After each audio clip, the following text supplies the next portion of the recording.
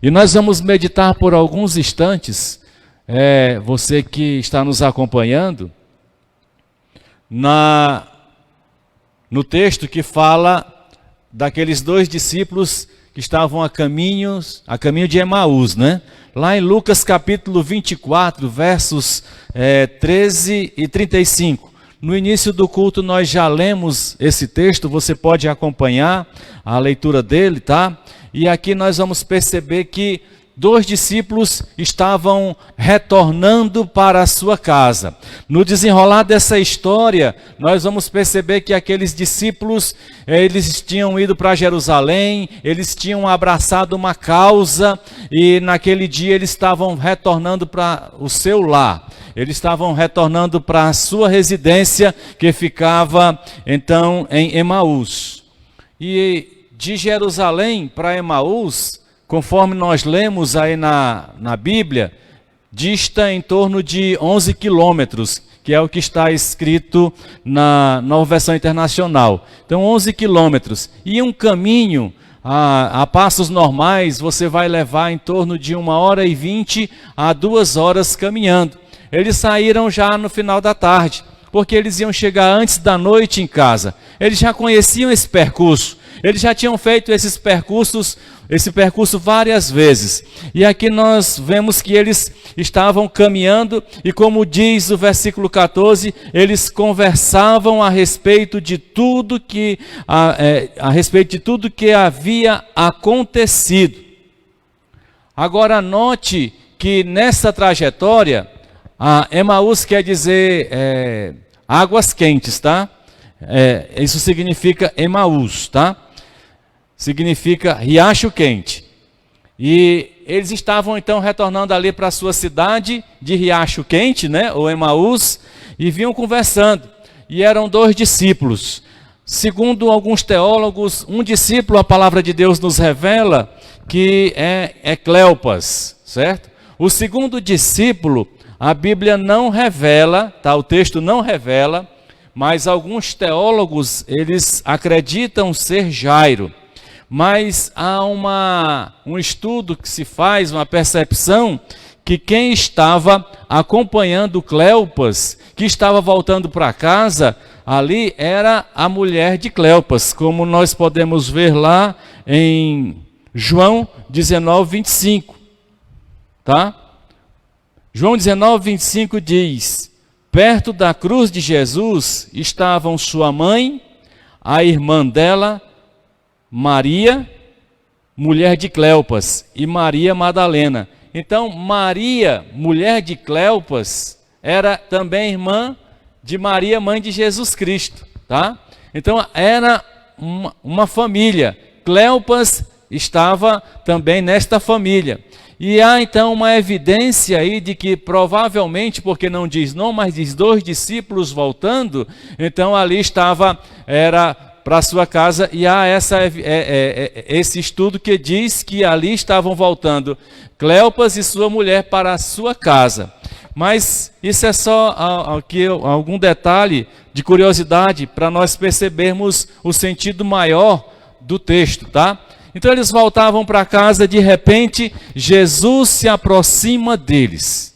Jesus vem ao encontro deles. E ali eles começam a conversar, lamentar, chorar, estavam colocando suas mágoas, porque no coração daqueles dois, eles estavam ali, segundo Lucas 24, 21, eles estavam esperando que Jesus fosse o libertador de Israel, como diz lá em 24, 21, e nós esperávamos que era ele que ia trazer a redenção a Israel. Então eles tinham, assim como a maioria, assim como as pessoas que se aproximavam de Jesus, estavam esperando um Jesus libertador de Israel. Mas eles falaram antes, lá no 19, ele diz, no versículo 19 diz, que coisas? Perguntou ele, o que aconteceu com Jesus de Nazaré?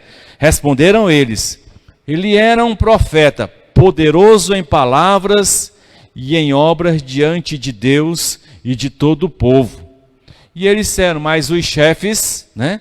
Os chefes dos sacerdotes e as nossas autoridades o entregaram para morrer, e assim Jesus foi crucificado. Daí então eles falam para aquela terceira pessoa que eles até então não sabiam de quem se tratava. Eles disseram, nós esperávamos que era ele que ia trazer a redenção a Israel. Aí diz, hoje é o terceiro dia, hoje é domingo. Aí ele diz uma coisa interessante aqui, um deles diz assim, né? Provavelmente Cleopas diz, alguma das mulheres entre nós nos deram um susto hoje.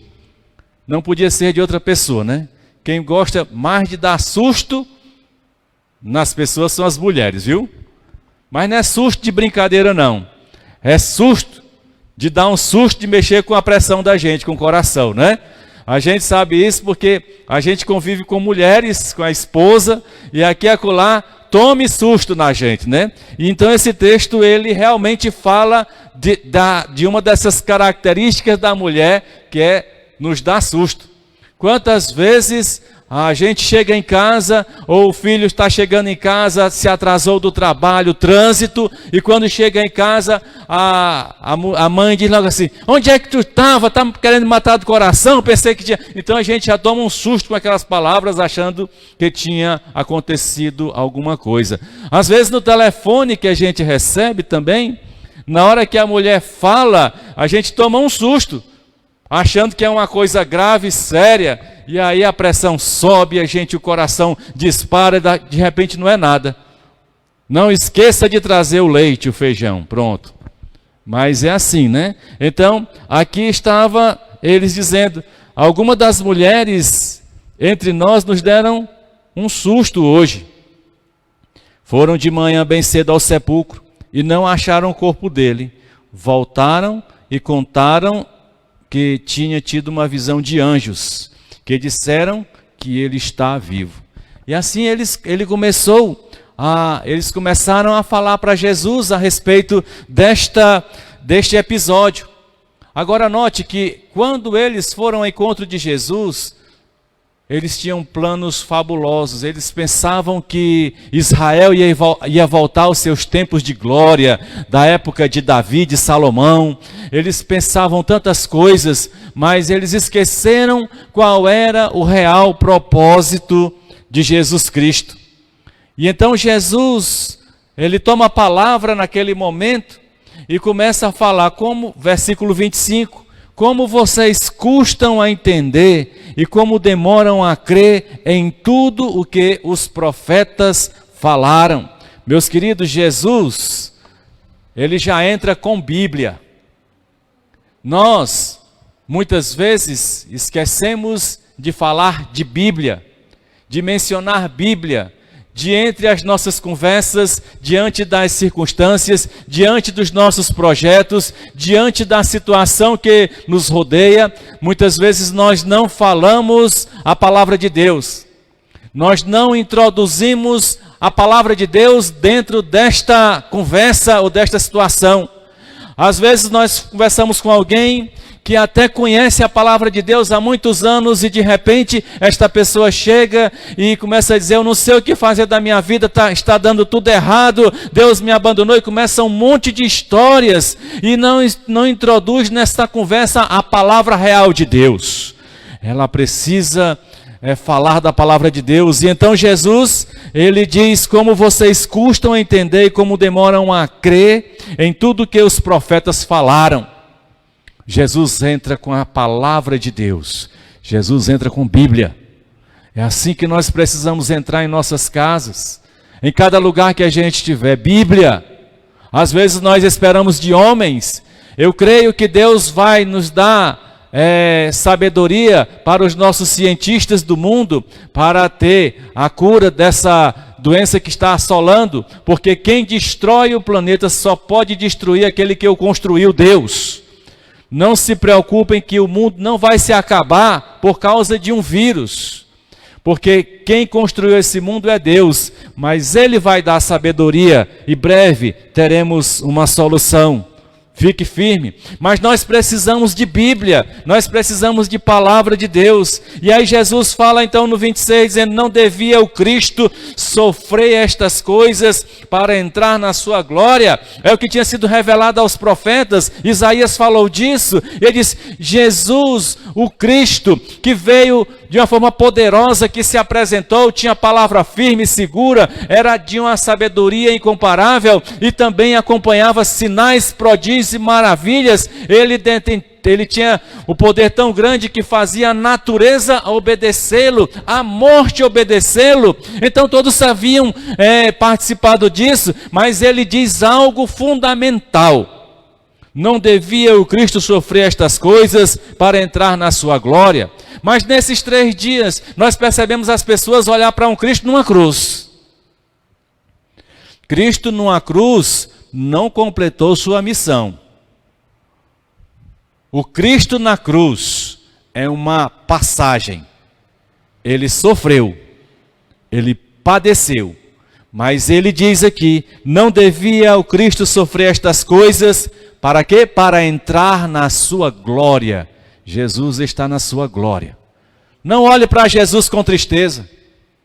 Os filmes só falam da morte de Jesus. Quando chega na ressurreição, é só 30 segundos, 10 segundos. Tem um filme que passa quase 2 horas só castigando Jesus e no final só faz ele levantar do sepulcro e acabou. Meus queridos, Jesus, ele veio para passar ali, para mostrar que era o nosso lugar. Mas ele veio para passar e mostrar onde ele está, que é na glória. Você serve, você cultua, ou você se apresenta a um Jesus glorioso. Ele está vivo. Não há motivos de tristeza. Ele não está mais numa cruz. Ele vivo está. Ele vem buscar a sua igreja. Ele vem buscar aqueles que creem no seu nome. E então ele começou a discorrer as Escrituras, porque Jesus falava do que falava dele, as Escrituras.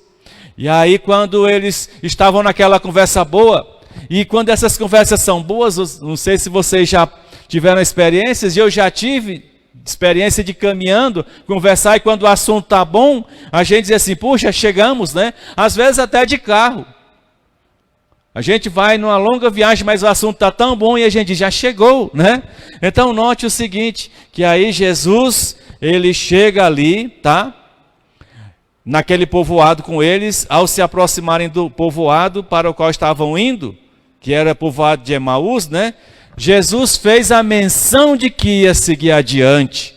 Mas veja o 29.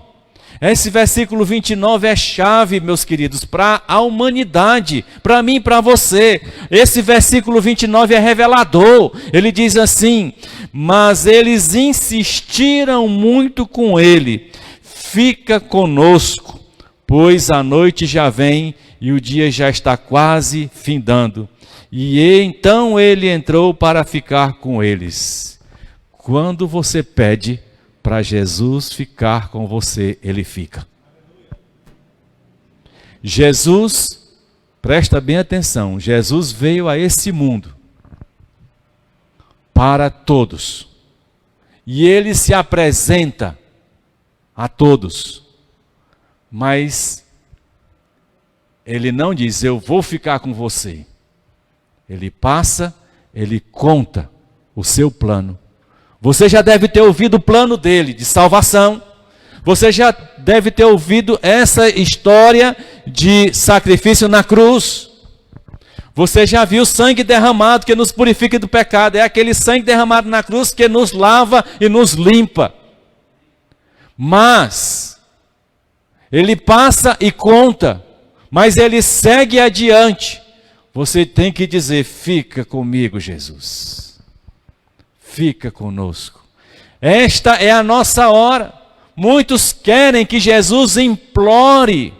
Muitos dizem assim, você vai fazer o apelo. Eu digo, não, Jesus não precisa de que seja implorado para ficar com ele. Quem precisa de Jesus somos nós. Sou eu e você. E ele se dá, esse Deus que agora é um Deus de glória, porque ele passou aqui, cumpriu toda a sua missão, e Deus o exaltou sobremaneiramente, deu nome acima de todo nome, a sua glória é real. E ele chega para mim e para você, está ali e mostra a sua verdade. Mas ele vai seguir se você não disser, fica comigo, Jesus. E eles disseram, fica conosco, pois a noite já vem e o dia já está quase findando. Então ele entrou para ficar com eles.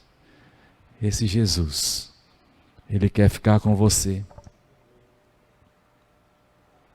E aí então Jesus, ele senta à mesa, na casa dos discípulos, tinha o pãozinho lá, ou passaram pela padaria no caminho, estava levando o pãozinho quente. Eu acho que não era pão de coco não, a gente come aqui o pão de coco, né? Mas era um pãozinho. E ali, a maneira santa, celestial de Jesus, sobrenatural, ao partir o pão, abriu os olhos daqueles discípulos. E quando eles reconheceram que era Jesus, Jesus foi embora. Então eles perceberam que Jesus estava ali. Então eles disseram, perguntaram um ao outro, não estavam ardendo os nossos corações dentro de nós, enquanto ele nos falava no caminho e nos expunha as Escrituras? E agora aqueles discípulos voltam para Jerusalém, mas não voltam mais com aquela ideia de redenção de Israel, mas voltam com a ideia de um plano maior, de vida eterna, de uma vida com Deus, de uma vida para sempre na presença de Jesus Cristo.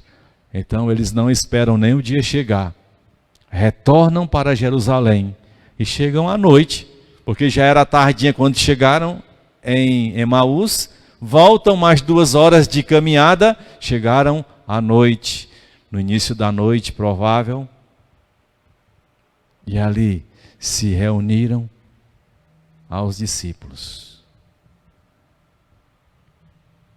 Você precisa dizer para Jesus, fica comigo. Fica comigo, Jesus. Quando nós temos Jesus na nossa vida, não há nada que venha tirar a nossa paz, a nossa tranquilidade. Quando nós temos Jesus na nossa vida, Ele permanece para sempre. Que nesta noite, você diga, fica comigo, Jesus. Fica comigo. E com certeza, Ele terá o maior prazer de ficar com você. Porque Ele quer isso. Ele quer fazer algo na sua vida. Nesses dias, Jesus quer fazer algo tremendo nesta terra e está fazendo. Ele está falando a muitos corações. Talvez seja o momento mais propício desta humanidade para parar e ouvir Jesus. Todos estão obrigados a ficar em casa, enquanto o mundo corre perigo. Parece até a lembrança daquele episódio quando os primogênitos do Egito iam ser ceifados por dureza do coração de Faraó, e que todos os israelitas, todos os judeus, ficaram dentro das suas casas, cultuando ao Senhor. Hoje nós estamos dentro de nossas casas. Alguns estão saindo, né? Tem que trabalhar, mas em regra geral, muitos estão ficando em casa.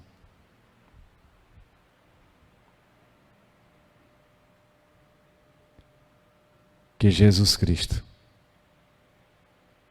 preencha o seu coração e lhe dê paz. E que nesta noite você tenha uma revelação muito profunda com Ele. Que os mistérios da palavra de Deus venham se cumprir na sua vida. E se você ainda não tem Jesus Cristo, diga: fica comigo, Jesus. Eu me entrego a Ti. E se você já tem Jesus, mas está sentindo Ele distante, diz: fica comigo, Jesus. Quero te sentir bem próximo, bem junto de mim. E eu vou fazer uma oração final.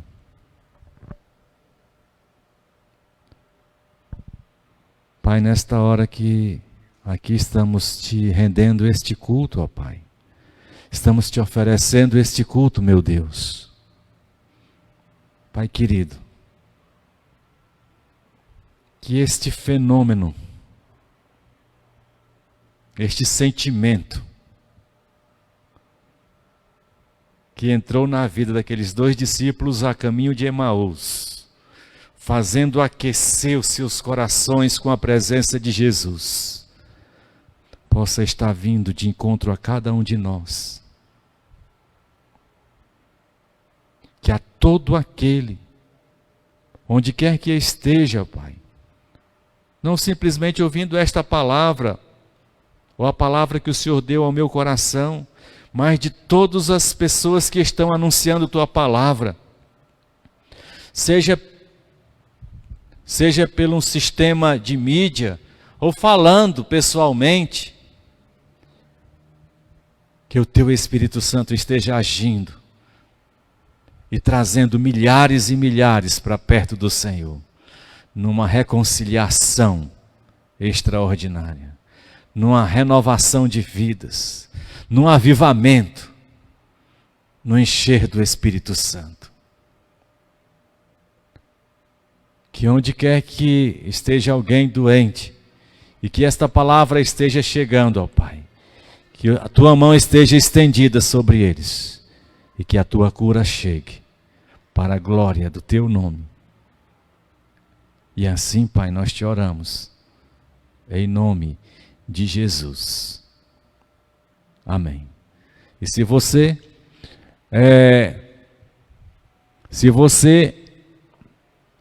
recebeu Jesus Cristo, você pode entrar em contato conosco aí também, aí nessa, eu não sei bem mexer com isso, mas você pode digitar alguma coisa, mandar aí uma expressão aí no Face, dizer: hoje eu recebi Jesus Cristo. Nós iríamos orar ainda mais por você, onde quer que você esteja, para a glória de Deus. Amém?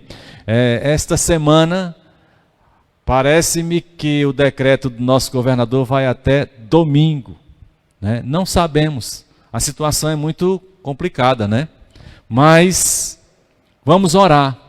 Eu estou crendo, preste bem atenção, eu estou crendo que até o dia do Pentecostes, que será no final de maio, nós estaremos juntos cultuando o Senhor, viu? Hoje é Páscoa, né? Você sabe que daqui, é porque a gente só fala da Páscoa, não fala no derramar do Espírito Santo daqui a 50 dias, né? Mas daqui a 50 dias vem o Pentecoste. E eu espero que no Pentecoste a gente já esteja todos juntos, e o povo de Deus em todos os cantos, se reunindo uns com os outros, porque não pensamos só na gente, nós pensamos no povo de Deus, que gostaria de estar junto e nas suas igrejas, louvando e engrandecendo o nome do Senhor, né? Amém? Então, nós vamos chamar aqui o Daniel, ele quer dar uma palavra. Meus queridos, hoje a Valéria estava preparando uma pequena surpresa, um vídeo para estar passando logo após o culto. Só que o que aconteceu? O volume de fotos foi inesperado. Deu mais de quase 600 fotos, 700, não sei. Então não adiantaria nada colocar qualquer tipo de foto. Então a gente vai respirar, vai olhar uma por uma. Provavelmente próximo domingo aí vai ser bem editado. E vai ser legal para a gente relembrar aquilo que a gente viveu durante esses dias, né? E tudo. Que bom, né? Os irmãos aí pelo menos querem ver suas fotos. Também o pessoal que lembram, acho que foi em novembro, a gente fez aquela renovação de aliança, né? O irmão João Vitor está trabalhando aí para as fotos entregar para a gente, viu? Tá certo? Então vai dar... Eu acredito que antes da gente voltar a estar reunido, nós vamos ver essas fotos aí dos nosso casamento, tá? Então que o amor de Deus, a graça salvadora de Jesus Cristo e que as revelações, a direção, a consolação do Espírito Santo esteja com você hoje, esta semana e para sempre. Amém.